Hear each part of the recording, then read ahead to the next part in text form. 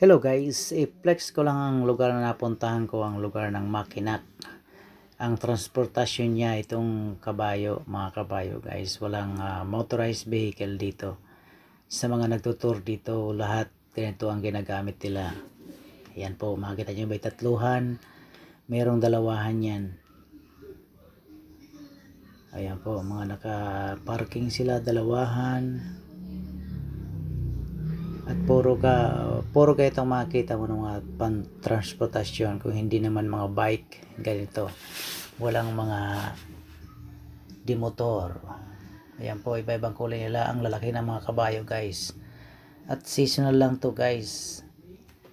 Pagdating ng winter season, dadalhin sila ulit sa mainland ng Amerika. Kasi nag-yellow din dyan. Ayan guys, makikita nyo naman. Napakalulusog nila at ang ganda ng lugar na to pag inikot mo. Ayan guys, makikita nyo naman. Puro mga nagtutour yan. Galing sa mga passenger ship.